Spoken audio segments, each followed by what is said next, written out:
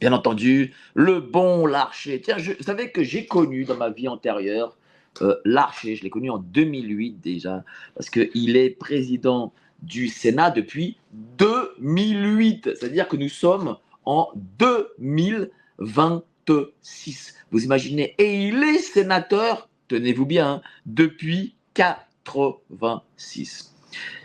Monsieur Gérard Larcher, dont le métier est vétérinaire, voilà, il aurait dû rester veto et s'occuper de nos chiens plutôt que de s'occuper de nos lois, de notre vie, ainsi que des commissions d'enquête parlementaire. Et oui, il était veto. Alors vous l'envoyez chez lui, vous envoyez votre caniche chez lui et il vous le soignez avec grande force s'il ne le mangeait pas, hein, parce que j'imagine que et je l'ai vu, hein, et je l'ai vu faire au niveau du coup de fourchette. Ça, il aime manger. Par contre, c'est pas parce qu'il aime manger qu'on doit en faire un président du Sénat. Je me rappelle de ces années avec lui, lorsqu'il était au Sénat. C'était Fast and Furious. Vraiment, c'était le Fast et le Fast furieux, quoi. Voilà, vraiment. Bon, pourquoi est-ce qu'il refuse, bien entendu, cette commission d'enquête? Moi, je me pose la question. Pourquoi le refuse-t-il? Qu'est-ce qu'ils ont à cacher? Mais qu'est-ce que cette affaire Epstein a fait au sein de cette fausse élite, en tout cas de ces gens qui nous gouvernent? Qu'est-ce qu'a fait Epstein? Qu'est-ce qui s'est passé avec Epstein pour que Madame Yael Braun-Pivet refuse? Bon, elle, je peux comprendre. J'imagine que elle a ses liens directs avec Monsieur Netanyahou, avec le pays peut-être qui l'emploie elle aussi, et donc elle se dit oh là là, si j'ouvre une commission d'enquête, eh ben, ça va être compliqué. Tout ça, quoi. Voilà, on saura des choses sur un pays du Moyen-Orient. Et là, il faut surtout pas que les gens sachent. Donc, elle est en service commandé. Madame Eva Braun Pivet. Eva Braun, hein, elle aime beaucoup les abat-jours. Je pense qu'elle aussi, elle aime les abat-jours. Et puis, Gérard Larcher. Mais qu'est-ce que Gérard Larcher a à cacher? Gérard Larcher, théoriquement, je ne sais pas, mais théoriquement, il ne travaille pas pour l'empire du milieu. Paraît-il, je ne crois pas. Donc, pourquoi refuse-t-il cette enquête parlementaire? Est-ce que M. Gérard Larcher, lui-même, qui est président du Sénat depuis 2008, année où M. Epstein officie officiellement en France, est-ce que Gérard Larcher avait des accointances avec M. Epstein? Est-ce que M. Epstein lui achetait chaque samedi des côtes de porc? Qu'est-ce qui se passe? Est-ce que c'est ça, M. Gérard Larcher? Ou est-ce que ça va beaucoup plus loin? Est-ce que M. Gérard Larcher se fournissait peut-être, je ne sais pas, en jeune fille, en jeune garçon peut-être? On sait tous que euh, la préférence des garçons, elle est quasi inéluctable au sein de cette élite, de cette fausse élite. Je pose la question. Hein. Voilà, je me pose des questions. Je ne sais pas, hein, c'est possible. Parce que voilà, moi je ne comprends pas qu'est-ce qu'il y a caché. On a un mec, oh là là, je remercie Joy Melred pour ses 5 euros. Ah, vraiment, merci beaucoup. Merci beaucoup, cher ami. Comme je suis sur téléphone, je ne sais pas comment on montre. Je ne sais pas comment on appuie parce que je n'ai pas les commentaires de visu. Bon, bref, je suis désolé.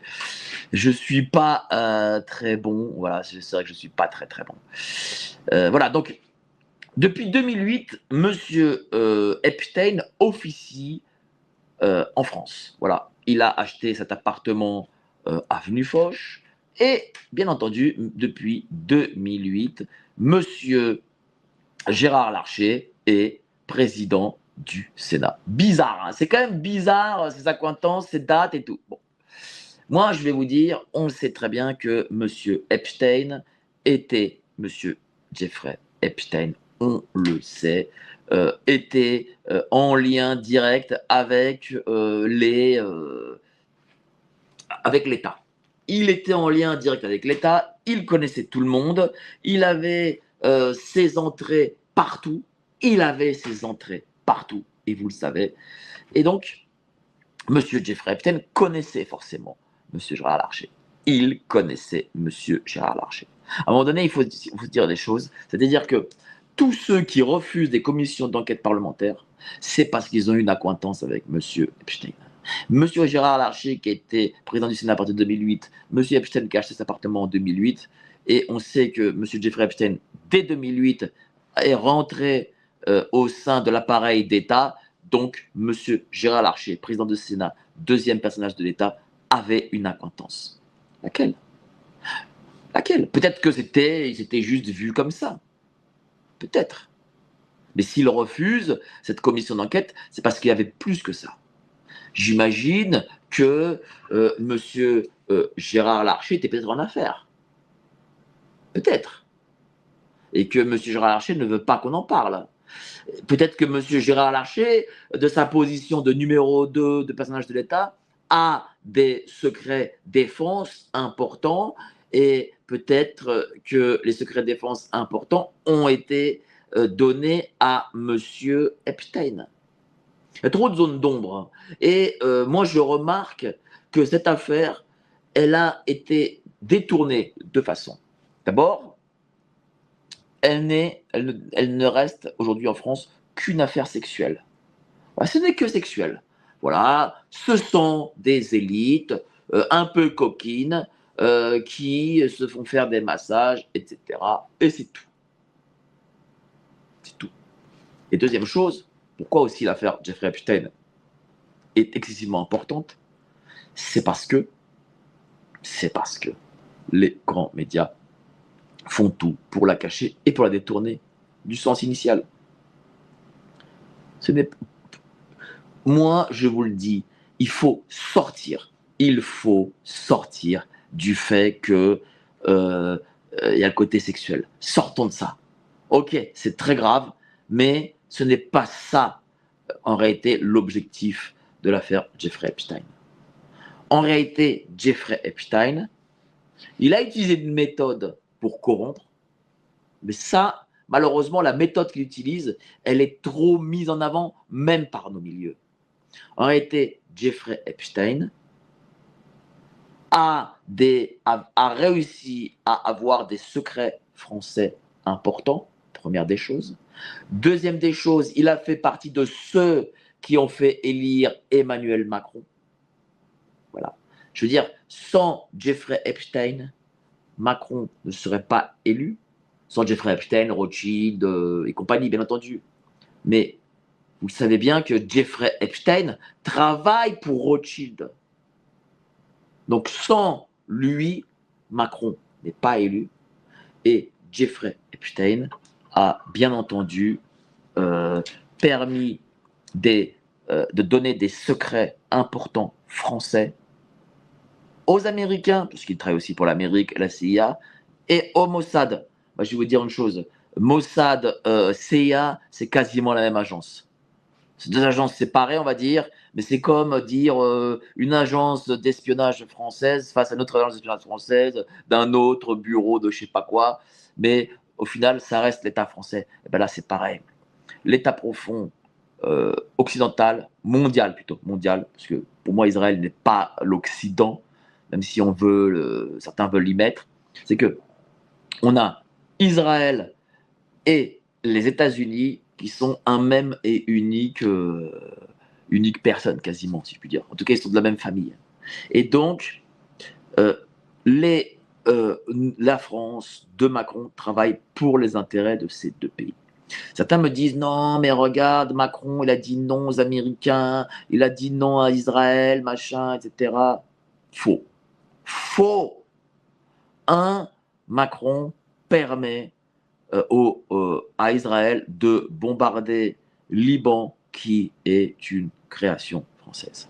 Liban, qui a des liens avec la France, c'est des liens uniques. J'ai connu nombre de Libanais, je connais nombre de Libanais depuis que je suis jeune. et des Libanais du Liban, et la plupart d'entre eux parlent français, ont été à la fac française, etc. Voilà. Donc il y a des liens, il y a des liens indéfectibles. Et Macron permet à Israël de détruire à nouveau le Liban sans même bouger le petit doigt pour ce pays. C'est fou, hein. Demain, vous allez voir, Israël bombardera Clermont-Ferrand et il dira oui, mais bon, c'est pas chez moi, hein, donc c'est pas grave, hein. Non, mais c'est pas grave, allez-y, voilà. C'est aussi grave. Voilà. Si demain Israël se met à bombarder la Corse et que voilà, l'État français dit ah ben non, mais c'est la Corse, touche pas, on s'en fout, hein. Voilà, première des choses. Et deuxième des choses, tous les grands fleurons français ont été vendus aux Américains, officiellement aux Américains, mais l'actionnariat peut-être est israélien. Voilà, disons les choses. Donc Macron permet cela. Deuxième des choses, lorsque Macron dit non mais nous n'irons pas, c'est aujourd'hui, le 2 mai à midi 44. Mais le 15 juin, le 20 juillet, j'ai appris que Macron ferait le plus gros 14 juillet de l'histoire des 14 juillet. Il montrerait toute l'armée. Là, il montrerait tout là. C'est pas pour rien. La symbolique, elle sera menée. Pourquoi? Parce que, in fine, la France rentrera en guerre. Je vous le prédis. Voilà, je vous le prédis. La France rentrera en guerre. Voilà. C'est vers ce moment où M. Macron veut nous emmener, voilà, et on veut nous emmener vers la guerre. Parce qu'il veut garder, bien entendu, le pouvoir. Et ces conséquences, elles existent parce que M. Jeffrey Epstein a œuvré.